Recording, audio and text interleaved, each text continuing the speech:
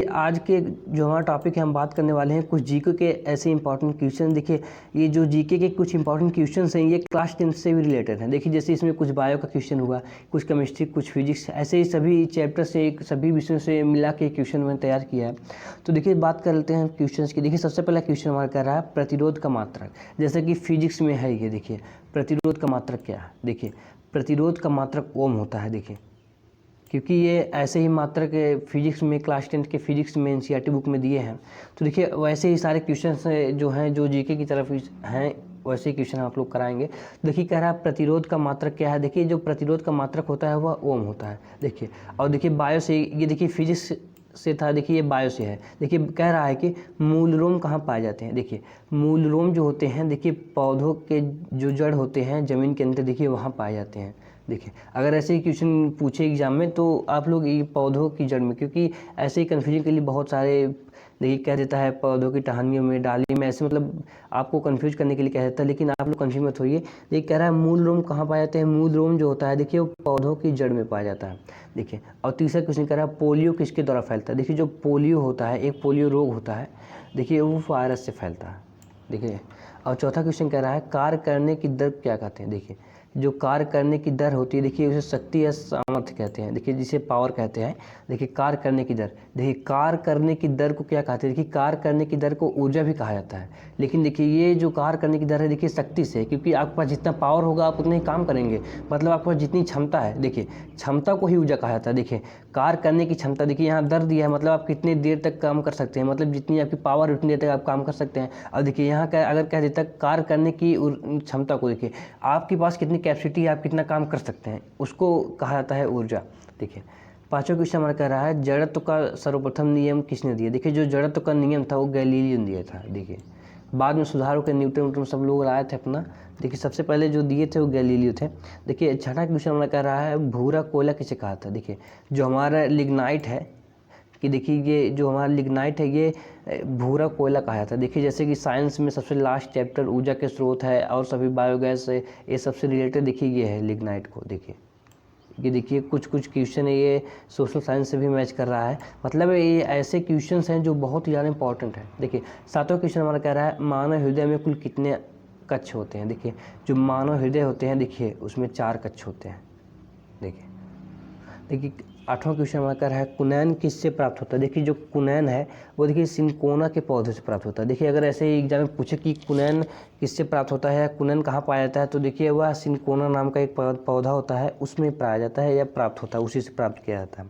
देखिए हमारा 9वां क्वेश्चन कह रहा है लोलक को एक, देखिए लोलक है, देखिए लोलक को एक कंपन पूरा करने में लगने वाले समय को क्या कहा जाता है। देखिए आवर्तकाल, क्योंकि देखिए मान लीजिए कोई घड़ी है उसकी सुई एक बार जो पूरा घूमेगी उसका कुछ टाइमिंग होगा, लेकिन जो उसको कहेंगे देखिए आवर्तकाल कहेंगे क्योंकि वो पूरा एक बार घूर्णन करती है। देखिए ऐसे ही लोलक है। देखिए मान लीजिए कोई घड़ी की पेंडुलम है, देखिए वो भी लोलक करती है, वो भी इधर उधर घूमती रहती है। देखिए 10वां क्वेश्चन हमारा कह रहा है विद्युत धारा का मात्रक क्या है। देखिए जो विद्युत धारा का मात्रक है देखिए एम्पियर, देखिए उसका जो मात्रक है एम्पियर। देखिए क्योंकि ये क्लास 10 के भी ऐसे क्वेश्चंस हैं, देखिए पूछा जाता है कि विद्युत धारा का मात्रक। देखिए 1 नंबर में अगर क्लास 10 के एनसीईआरटी, देखिए एनसीईआरटी फोल्डर से सारे क्वेश्चंस हैं, ऐसे ही बोर्ड एग्जाम पूछा जाता है और कहता है कि विद्युत धारा का मात्रक क्या है। देखिए ये सब क्वेश्चन 1 नंबर में पूछे जाते हैं। तो देखिए एम्पियर जो इसका आंसर है देखिए एम्पियर है। देखिए बात कर लेते हैं अगले क्वेश्चन की।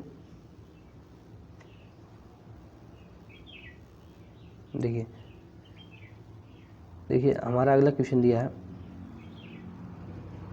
देखिए 11वां क्वेश्चन कह रहा है देखिए किसी 2 संक्रमण, देखिए जो संक्रमक है देखिए बीमारियों के नाम लिखिए। देखिए जैसे हैजा हो गया, चेचक हो गया, खसरा हो गया, मलेरिया। देखिए जो मलेरिया रोग होते हैं वो देखिए मादा एनोफिलीज मच्छर से होते हैं, मलेरिया होते हैं। जैसे डेंगू भी हो गया, देखिए क्योंकि ज़्यादातर डेंगू देखिए मादा एनोफिलीज मच्छरों से पाए जाते हैं क्योंकि ये बहुत ही गंदे मच्छर होते हैं। देखिए क्योंकि नाली के ऐसे नाली देखिए जो हो गए तालाब पोखरे ऐसे सभी जगहों से मच्छर उगते हैं।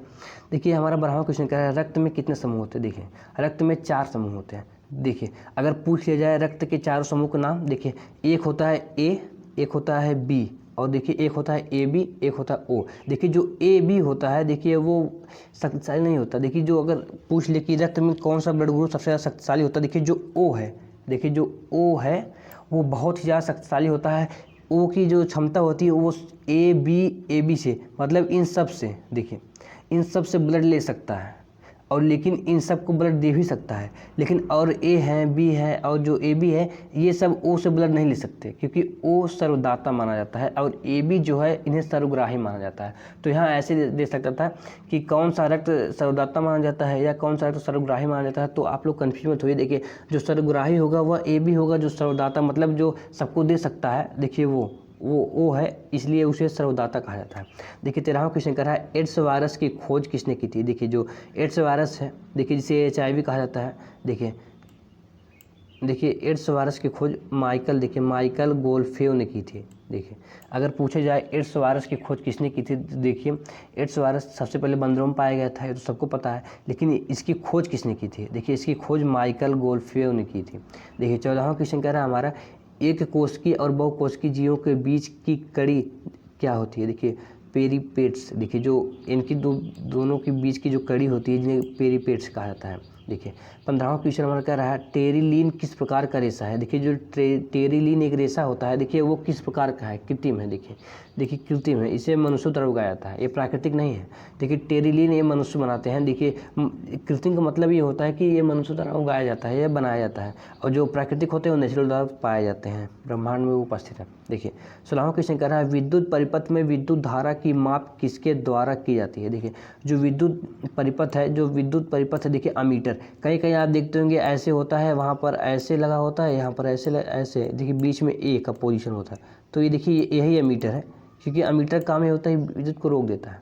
देखिए माप, ये विद्युत को रोक के मतलब उसका गणना करता है कि कितना वोल्टेज है, कितना वाट है, मतलब सारी गणना एमीटर करता है। देखिए 17वां क्वेश्चन हमारा कह रहा है न्यूट्रॉन की खोज किसने की। देखिए न्यूट्रॉन की खोज देखिए चैडविक ने की थी, तो इसका पूरा नाम बता के जेम्स चैडविक ने की थी उनकी खोज। देखिए यहाँ देखिए चैडविक दिया है, तो आप लोग ऐसे अगर एग्जाम पूछे कि न्यूट्रॉन की खोज किसने की थी, तो आप लगाएंगे जेम्स चैडविक। देखिए हीरा क्या है। देखिए हीरा कार्बन का अपर रूप है। देखिए क्योंकि आप लोगों ने ये 6, 7, 8 में ही पढ़ लिया होगा कि हीरा क्या है, हीरा कार्बन का एक अपर रूप है। देखिए 19वां क्वेश्चन हमारा कह रहा है फल, देखिए कह रहा है फल शर्करा किसे कहते हैं। देखिए जो फल शर्करा होते हैं, देखिए उन्हें फ्रक्टोज कहा जाता है। देखिए अगला क्वेश्चन हमारा कह रहा है सर्वग्राही रक्त समूह कौन है। देखिए अभी यहाँ पर पूछा गया था कि रक्त के कितने समूह, मैंने अभी यहीं आप लोग को बताया सर्वग्राही जो होते हैं देखिए AB होते हैं, और देखिए अगर यहाँ देते सर्वदाता रक्त समूह के नाम, देखिए जो सर्वदाता होते हैं देखिए वो O होते हैं, O। देखिए बात कर लेते हैं 20वें क्वेश्चन। देखिए 21वें क्वेश्चन कह रहा है हमारा युगलीना किस संघ का प्रणाली है। देखिए जो युगलीना है, देखिए क्लास 9 का क्वेश्चन। देखिए युगलीना जो है प्रोटोजोआ संघ का है। देखिए जो केचुआ अगर पूछ लिया था केचुआ किस संघ का प्रणाली, तो देखिए सिलेंट्रेटा है।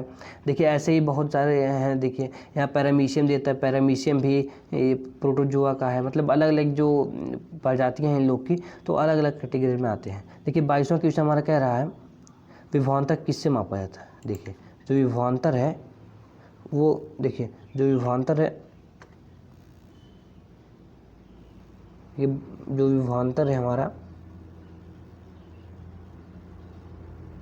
देखिए क्योंकि बहुत सारे क्वेश्चन इसमें दिए हैं इसीलिए क्वेश्चन को पाना थोड़ा मुश्किल लग रहा है, लेकिन आप लोग को बता देते हैं कि जो विभवांतर होते हैं देखिए वो वोल्ट मीटर से, देखिए जो विभवांतर हमारे होते हैं वो वोल्ट मीटर से मापे जाते हैं। देखिए कह रहा परमाणु सिद्धांत किसने दिया। देखिए जो परमाणु सिद्धांत है वह डाल्टन ने दिया था, क्योंकि ऐसे ही क्वेश्चन पूछे जाते हैं प्रतियोगी परीक्षाओं में, कंपटीशन बोर्ड एग्जाम में। देखिए और बोर्ड एग्जाम में पूछे जाते हैं कि परमाणु का सिद्धांत किसने दिया, 1 नंबर क्वेश्चन है ये। देखिए डाल्टन ने, देखिए याद रखिएगा डाल्टन ने परमाणु सिद्धांत दिया था। देखिए 24वां क्वेश्चन कह रहा है रासायनिक ऊर्जा को विद्युत ऊर्जा में बदलना किस कार्य है। देखिए जो प्राथमिक सेल है, देखिए प्राथमिक जो सेल है वो रासायनिक ऊर्जा को विद्युत ऊर्जा में बदल देता है। देखिए जो मानव शरीर में कितनी मांसपेशियां होती हैं।